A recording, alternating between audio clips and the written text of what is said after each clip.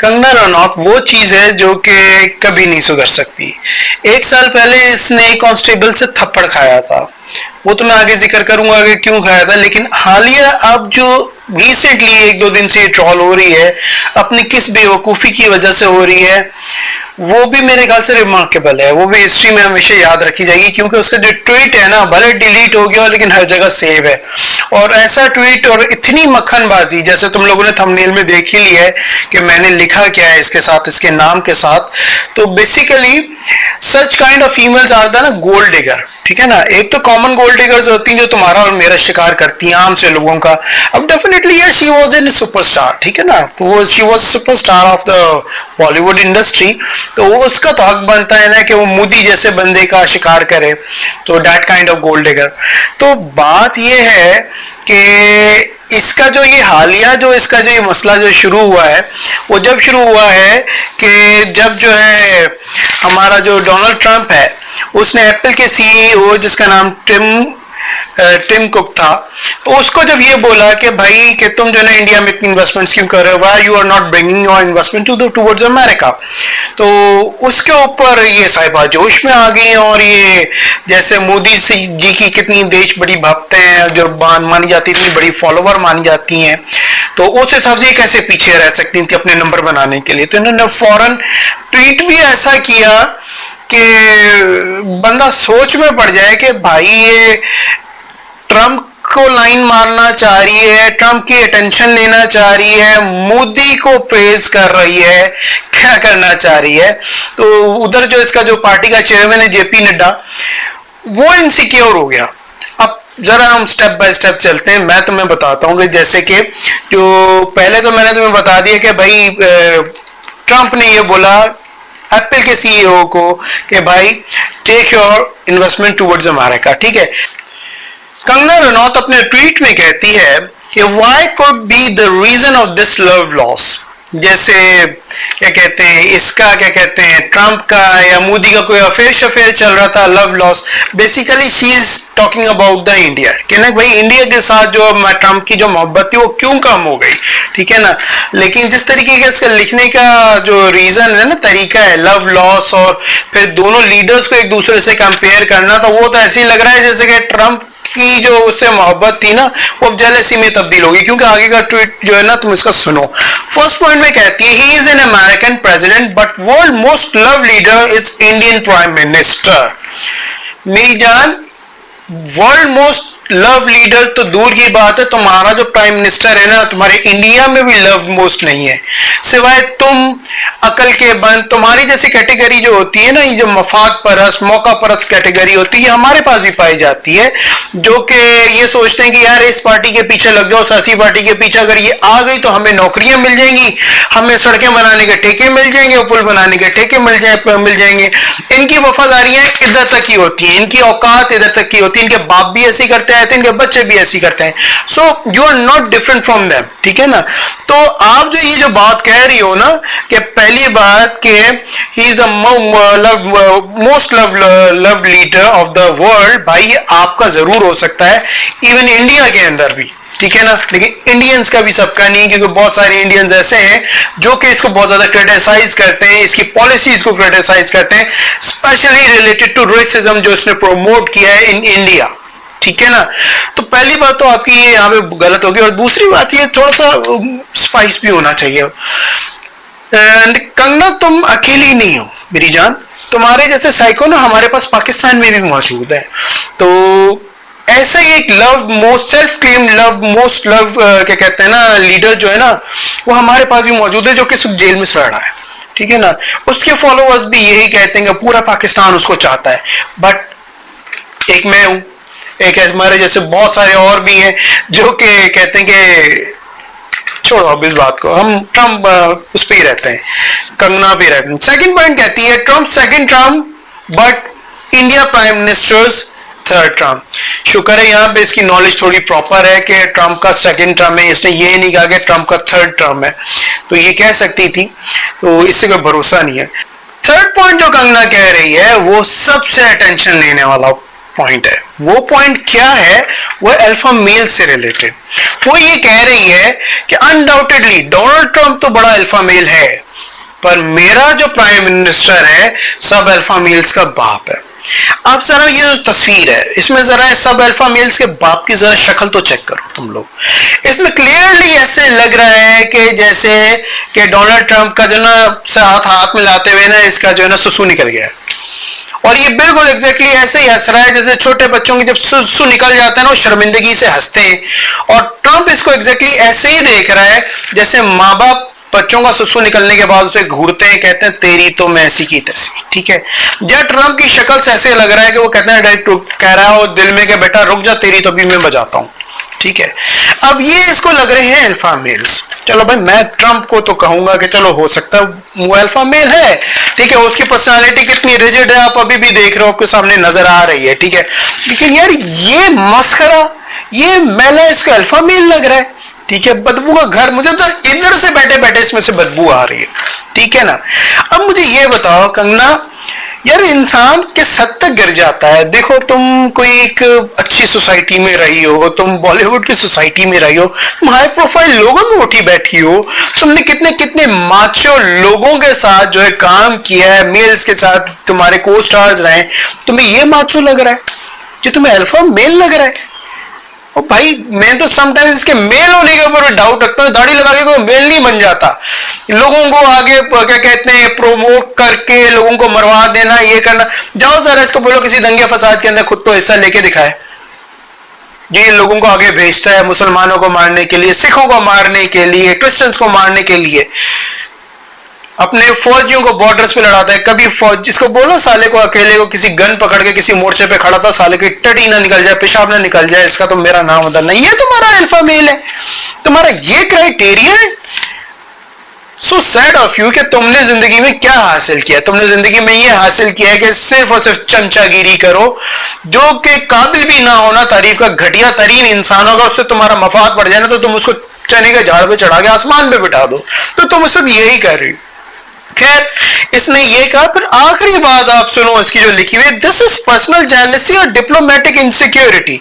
भाई diplomatic insecurity का तो चलो समझ आता है कि ट्रंप जो है पूरी दुनिया पे टैरिफ इंक्रीज कर रहा है, ट्रेड से रिलेटेड सारी। पर्सनल जेलसी कहां से आ गई? वो क्या है, कोई गुलफाम लगा पड़ा है, कोई शहजादा सलीम लगा पड़ा है, मां क्या है, उसकी पर्सनैलिटी है कोई, तो उसको कह रही पर्सनल जेलसी। हाँ ये जरूर हो सकता है तेरा ट्वीट देखने के बाद अगर तेरी पे अटेंशन पड़ जाए ट्रंप की, तो ट्रंप इस बात से जरूर जेलस हो जाएगा कि तेरी जैसी हॉट बंदी इस बंदे को गुन गा रही है और इसको कह रही है सब अल्फा मेल का बाप, तो मैं क्या मर गया हूं?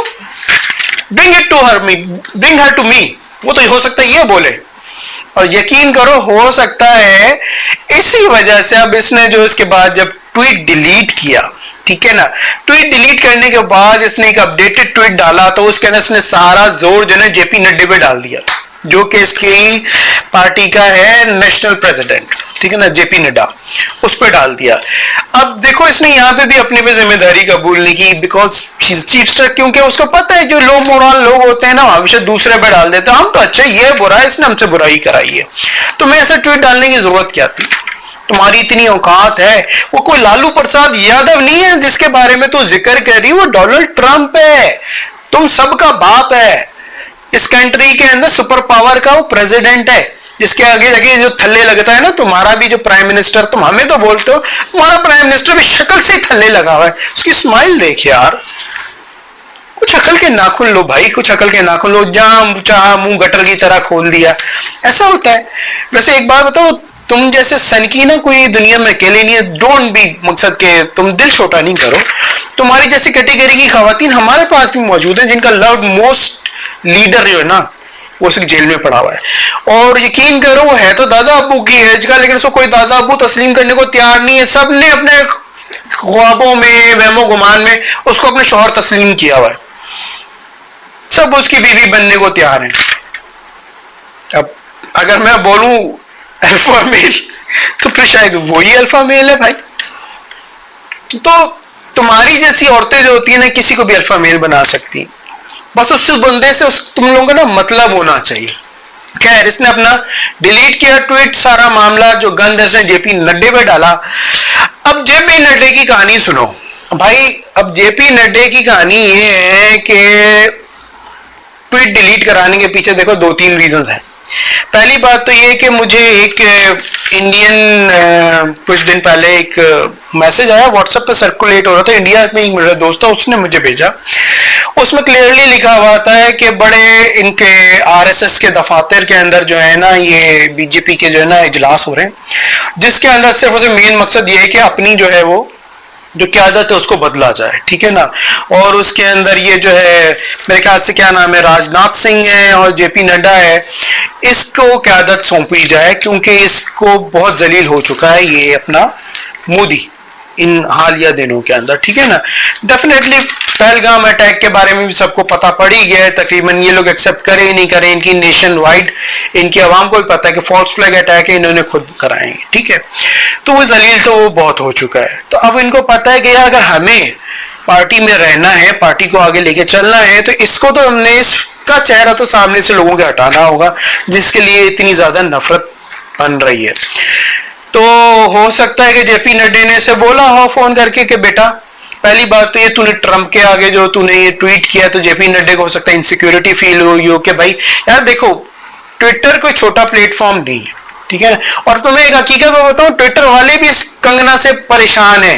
वो क्यों परेशान है वो भी मैं आगे तुम्हें बताता हूं कि जेपी नड्डा को मुझे तो लग रहा है भाई इनसिक्योरिटी फील हुई कि अगर ये डायरेक्ट होगी ट्रंप से और ट्रंप की गोद में जाके बैठ गई जैसे मोदी की गोद में बैठी है, मेरा तो पत्ता साफ, पार्टी की प्रेसिडेंट भी यही होगी और अगली प्राइम मिनिस्टर भी यही होगी। तो पहले तो कराओ इसका ट्वीट डिलीट, इससे पहले कि ये नोटिस हो यूरोप के अंदर या ट्रंप के हाथों, ठीक है। और डेफिनेटली हो जाता है क्योंकि तुम ट्विटर कोई छोटा प्लेटफॉर्म नहीं है, वो तो हर किसी के, इन लोगों ने अपने बंदे बिठाए हुए हैं कि जो हमारे बारे में बात कर रहा है उसके आप कमेंट्स नोट करें, specially such kind of personality related to politics, army, bureaus, इन लोगों की पर्सनालिटी, तुम्हारी मेरी तो कोई औकात नहीं है, इन लोगों के नोट होती हैं बातें। तो खैर उसने कहा होगा कि भाई तू खुद तो मरेगी, या तो मुझे भी मरवाएगी, या तू मेरी सीट खाने के चक्कर में है। दूसरा या तो ये भी हो सकता है उसको अकल के नाखून दिए हो कि बेटा ये तो चंद दिन का मेहमान है जिसकी तू तारीफों के पुल झाड़ रही है, बाद में दूसरे भी लाइन में बैठे तुझे उनकी भी तारीफें करनी, थोड़ा सा अपना बचा के रख ताकि वो वहां पे काम आए कि जब तुझे उनकी तारीफें करनी पड़ेगी, बहुत सारे तेरे आसरे में और भी बैठे हुए, ठीक है ना, पार्टी के लोग। तो हो सकता है ये भी बात हो। खैर अब मैं तुम्हें एक बात बताऊं कि ये है आदि मुजरिम, ठीक है ना, ये बात आने वालों में से नहीं है। ट्विटर वाले इससे क्यों परेशान है क्योंकि ट्विटर वाले इसके अकाउंट को भी सस्पेंड कर चुके हैं, ठीक है ना। ट्विटर वाले इसकी ट्वीट्स भी डिलीट कर चुके हैं और उनका एलिगेशन क्या होता है कि ये हमेशा हेट स्पीच करती है, ठीक है, और ऐसी स्पीच जिससे दंगे फसाद फैले, ठीक है, सारी बातें इस किस्म की हों। तो एक बीबीसी का आर्टिकल है, ये 2021 के अंदर तुम्हें स्क्रीन पे नजर आ रहा होगा, जो कि आर्टिकल पोस्ट हुआ था, इसके अंदर तो इसकी इतनी जलालत उतारी गई है, यकीन करो पॉइंट आउट करके कि अगर तुम लोग पढ़ो तो ऐसा लगेगा शायद इसके अगेंस्ट आर्टिकल ये पूरा लिखा गया। सबसे पहली बात कि जहां ये शुरू हुआ है आर्टिकल, उसके अंदर उसका कंगना का वो ट्वीट मेंशन किया गया है जिसकी वजह से ट्विटर ने इसका अकाउंट डिलीट किया। वो क्या है ट्वीट इसका कि ये अपने राइवल्स को जो अपोजिट पार्टी के हैं उनके लिए मोदी साहब को मशवरा दे रही हैं कि मोदी को अपने अपोनेंट्स को डील करने के लिए, ठीक है ना, वो पॉलिसी इख्तियार करनी चाहिए जो उसने अर्ली 2000s में की थी। और अर्ली 2000s की जो पॉलिसी थी मोदी की वो अगेंस्ट मुस्लिम्स थी, जिसमें इतने दंगे फसाद हुए थे कि हजारों मुसलमान मारे गए थे। उस वक्त हम लोग अच्छे तरीके से जानते हैं कि कितने फसादात होते थे, कितने जलाओ गिराओ, पूरी पूरी बस्तियां ये लोग जला के आ जाते थे मुसलमानों की, ठीक है ना। तो इसने कहा कि उस तरीके का वो इनको डील करना चाहिए। ट्विटर ने इस चीज का नोटिस लिया और इसका अकाउंट कर दिया सस्पेंड, क्योंकि ये पहले भी कई दफे इस तरह की वायलेशन कर चुकी थी। ट्विटर वालों से पूछा तो उन्होंने यही बोला कि भाई ये हेट स्पीच बहुत करती है और ये इस तरह के कामों में बहुत ज्यादा है, तो हमने कर दिया। कंगना साहिबा से जब ANI जो इनका चैनल है उसने पूछा तो इसने पता इंटरव्यू में क्या कहा, इसने कहा कि जो ट्विटर है ना, जो सोशल प्लेटफॉर्म है, ये रेसिस्ट है, ठीक है। और उसने रेसिस्ट होने का रीजन क्या दिया कि जो व्हाइट पीपल है ना, ये ब्राउन पीपल के ऊपर ना हमेशा अपनी सुपरमेसी यानी बर्तरी जो है ना बना के रखना चाहते हैं। ये चाहते हैं कि हम वो बोले जो ये चाहते हैं।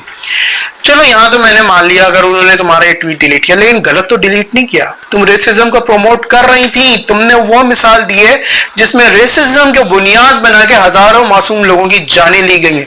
तो ट्विटर रेसिस्ट है या तुम रेसिस्ट हो? तुम रेसिस्ट नहीं हो, सिर्फ तुम चीप भी हो। तुम्हारे मोरल्स तुम्हारी खुद की जात के आगे ही पूरे घूम के खत्म हो जाते हैं तुम जैसे लोगों के।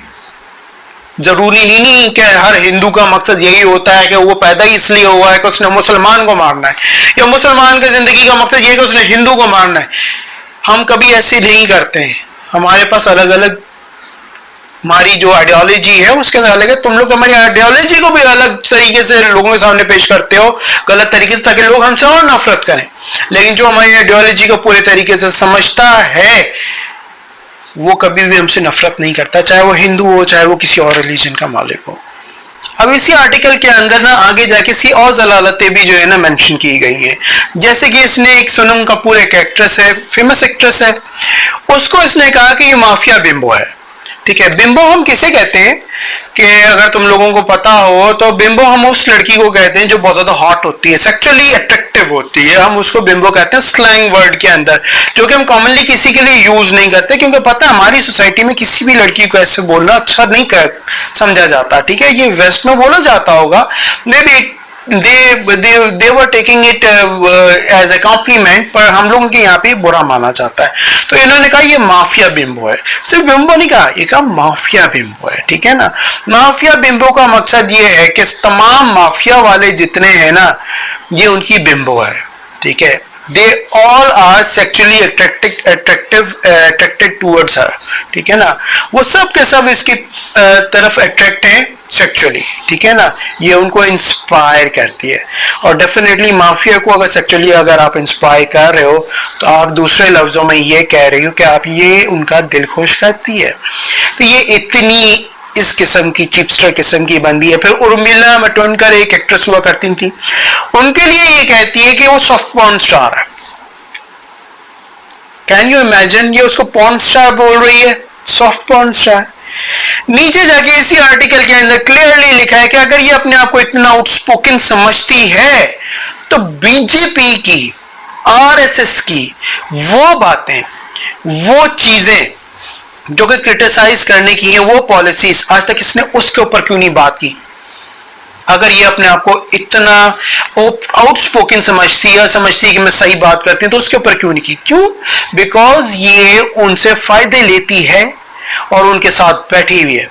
अब ये जो सारी कहानी मैं आपको बता रहा हूं ना, ये आर्टिकल 2021 में छपा था और ये 2020 के अंदर ये हरकतें यही करती फिर रही थी। ठीक है ना, तो 2024 के अंदर ये मेंबर पार्लियामेंट भी बन गई। डेफिनेटली ये एक अपना रास्ता बना रही थी। मैंने कहा ना गोल्ड डिगर है, तो उन्होंने इसको कहा कि बाबा ये हमारे लिए बहुत बोलती है, इसको मौका दिया और उसको मेंबर पार्लियामेंट भी बना दिया।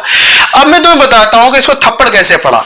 ठीक है ना, और वो ज्यादा इंटरेस्टिंग स्टोरी है। जैसे ये बकवास करती रहती है फालतू की, तो एवरीवन नोज कि भाई ये जो फार्मर्स का जो प्रोटेस्ट हुआ था इंडिया में, it is a very famous protest कि सबको पता है। ठीक है ना, वो कितना वो फेमस था, उसमें ज्यादातर सिख कम्युनिटी के लोग ही इन्वॉल्व थे। ठीक है ना, तो इसने वैसे तो उन पे बहुत ट्वीट्स किए, जो मेजर ट्वीट्स हैं उसके अंदर मैं तुम्हें एक ट्वीट दिखाता हूं, पढ़ के बताता हूं। एक ट्वीट ये करती है और उसमें कहती है कि शेम। अच्छा ये बताऊं मैं तुम्हें, ये इंडिया की मीरा है, जैसे हमारे पास मीरा है ना जिसकी इंग्लिश कमजोर है लेकिन उसको इंग्लिश बोलने का शौक बहुत है, ये इंडिया की मीरा है। तो इसके जितने ट्वीट्स होंगे ना, आधे इंग्लिश में होंगे ज्यादातर और आधे इसके होंगे यही रोमन के अंदर वर्ड्स यूज करके, ये हिंदी के अंदर एक्सप्लेन कर देती है अपनी बात। ठीक है ना, अब जरा सुनो। Shame in the name of farmers, हर कोई अपनी रोटियां सेक रहा है। Hopefully government won't allow and anti-national elements to take advantage and create another Shaheen Bagh riots for bloodthirsty vultures।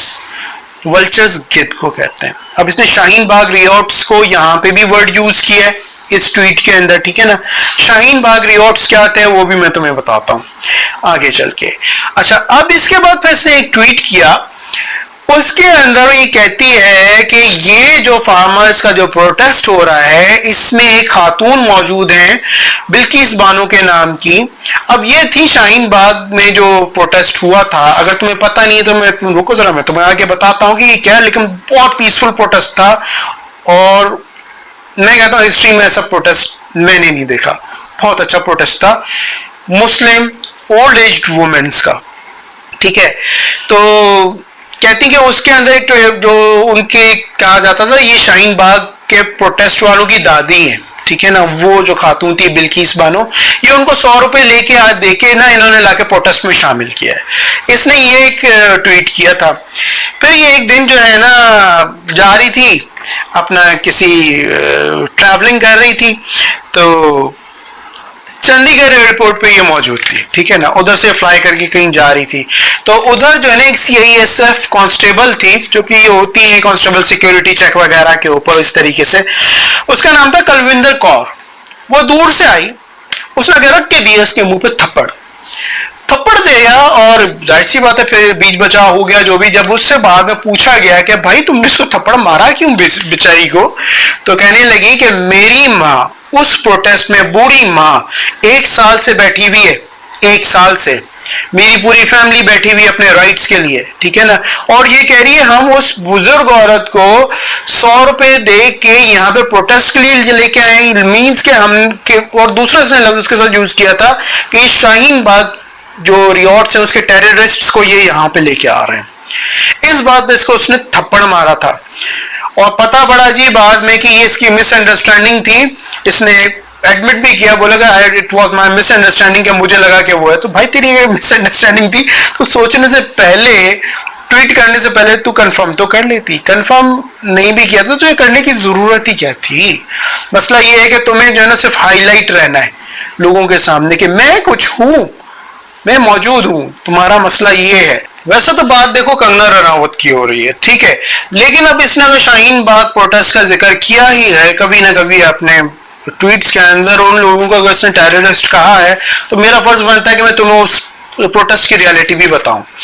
ये रिजॉर्ट स्टार्ट हुए थे, बल्कि ये प्रोटेस्ट था जो कि सिर्फ 5 औरतों ने स्टार्ट किया था, और ये दिल्ली का इलाका है शाहीन बाग का, जहां पे मेजॉरिटी मुस्लिम कम्युनिटी रहती है, उधर ये प्रोटेस्ट स्टार्ट किया गया था। और ये हुआ था जो इंडिया के अंदर 2019 के अंदर एक एक्ट अप्रूव हुआ था, citizenship amendment act I think ना। तो वो एक्ट था अगेंस्ट मुस्लिम्स ऑफ इंडिया, वो मुस्लिम्स ऑफ इंडिया जो कि बिलोंग करते थे somewhere from the Pakistan, Afghanistan और बांग्लादेश, ठीक है ना। वो एक अरसे से वहां पे रह रहे थे, तो अब उन लोगों के अगेंस्ट था उनके राइट्स को लिमिटाइज करने का, ठीक है ना। तो बेसिकली ये इतनी सी, और इस प्रोटेस्ट की इतनी छोटी सी आवाम ने शुरू किया था, 5 औरतें, फिर उनके साथ औरतें जुड़ती चली गई। और दूसरी सबसे बड़ी बात यह है कि इस पूरे प्रोटेस्ट को सारी की सारी बुजुर्ग खवातीन ने जो है ना लीड किया था, मैनेज किया था, लीड किया था। और ये दिसंबर 2019 में स्टार्ट हुआ था। आप इसकी तस्वीर भी देख रहे हो, कितने बड़े पैमाने पे प्रोटेस्ट उठता था रोजाना की बेसिस पे, और ये मार्च तक चला था। अगर कोविड नहीं आता ना, यही प्रोटेस्ट इस साले मोदी को ले डूबा होता। रियली मैं आपको सच्ची बात बता रहा हूं। अब इस प्रोटेस्ट में एक खातून हुआ करती थी जिसका नाम इसने उस फार्मर्स वाली मूवमेंट के अंदर मेंशन किया था। उनका नाम था उस खातून का बिल्किस बानो, और वो थी 82 इयर्स की, ठीक है ना। और इतना कहते थे कि ये जो है जो बिल्किस है ये शाहीन बाग वालों की दादी है, ठीक है, इस तरह से बोला जाता था उनके लिए। तो वो ऐसी खातून थी जिनको टाइम्स मैगजीन में एट दैट टाइम 100 मोस्ट बाअसर खवातीन के अंदर मेंशन किया था, मोस्ट पावरफुल, ठीक है, डोमिनेंट पर्सनालिटीज के अंदर मेंशन किया था।